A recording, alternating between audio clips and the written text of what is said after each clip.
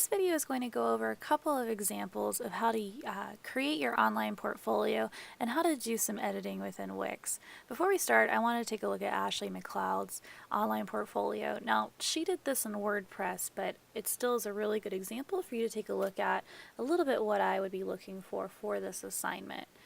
So on her front page, she has her welcome and a professional photo of herself, and it's very obvious what this is about. Welcome to my online portfolio, you can see up here. She has her little description bio separated into sections, which is also a good idea so people can quickly see where she's from, what her degrees are, her interest in agriculture, and what her end goals are. And as you scroll down, you can see some more photos of her and her family, and you can get an idea of, who she might be as a person if we were looking at employing her. Then up at the top, you see we have these different tabs that you can click through.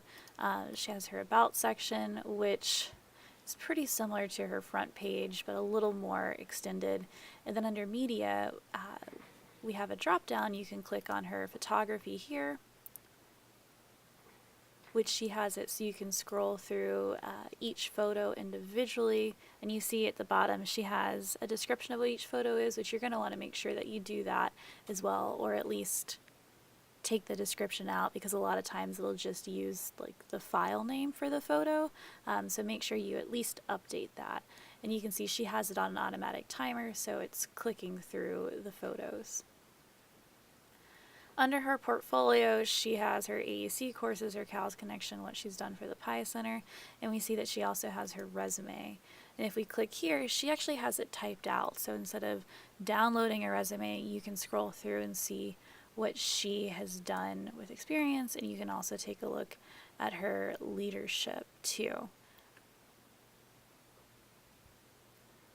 And then finally, contact. So if we wanted to contact her, we could go ahead and fill this out and send it to her.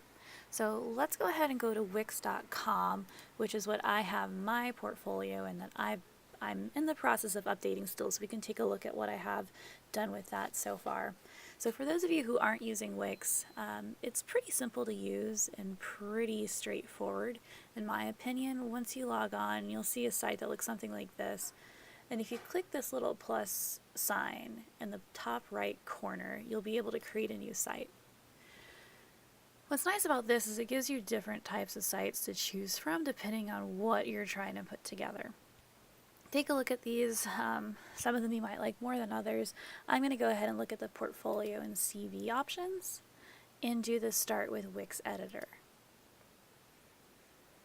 Now there's quite a few different options here that you can scroll through and take a look at.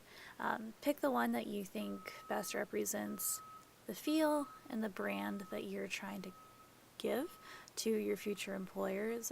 But there's quite a few options, and it's pretty customizable where you can change the fonts and the colors, but it's going to give you a basic design to start out with, which is going to be super helpful. And to take a look at what's there, you can click View and get a good idea about what this site is going to look like. So you have the introductory paragraph, maybe there's events coming up.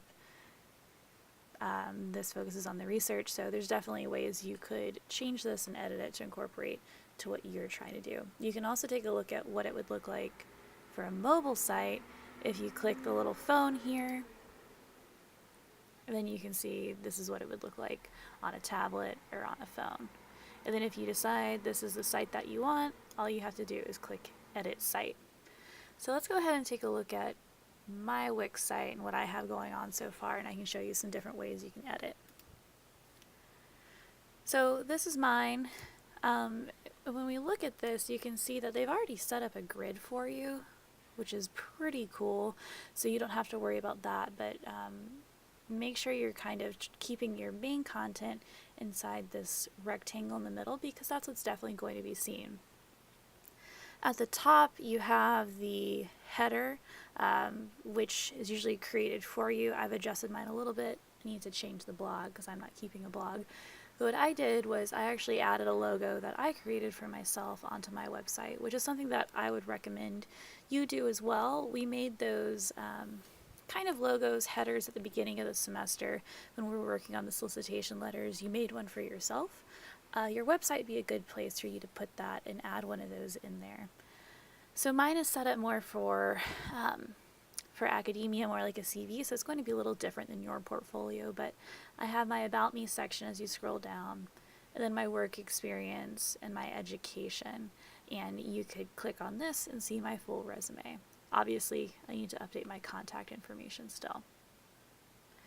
To navigate from page to page, though, you can click Pages, and you see a drop down, and I also have a portfolio page.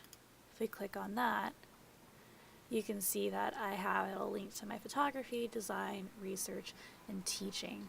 So to have these sub-pages underneath it, all you need to do is click Add Page, and then let's call this one, let's say this is my Design tab.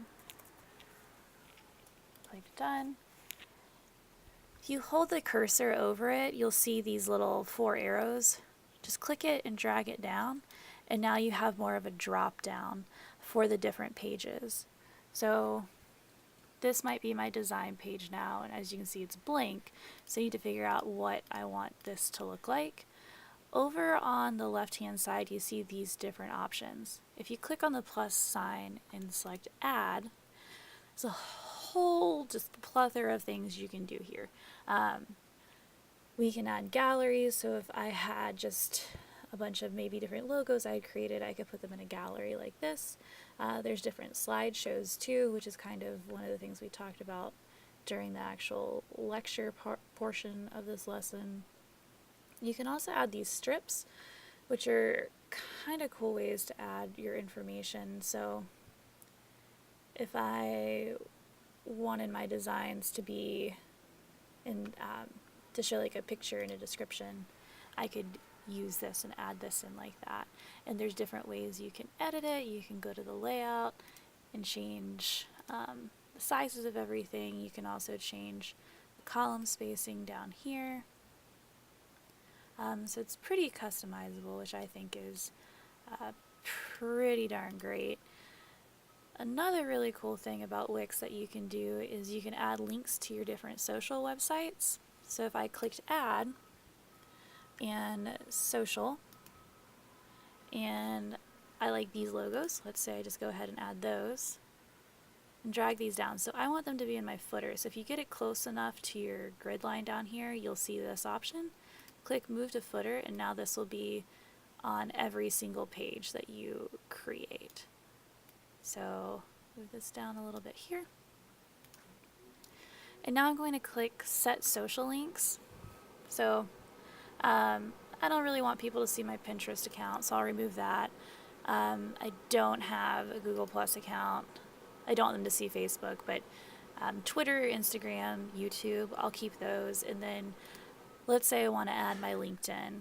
I'll go back real quick. Just go select this Add Icons button, and you see all these different logos, and you can choose the one that kind of matches the logos you chose, which I think was this. So click the LinkedIn option and add gallery. Apparently it's the wrong logo, so I'm going to remove that. Go back through here again, and this should be the correct logo this time. There we go. So now we see the logos are all the same. And if I wanted to add my LinkedIn account to it, just add link, and then I would copy and paste that URL right there. And now these will link to all those different social accounts.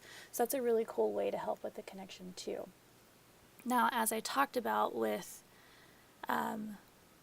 mobile design, you might need to edit some things depending on what you have. So if I click on the little phone icon here at the top right, I'm now able to edit the mobile view.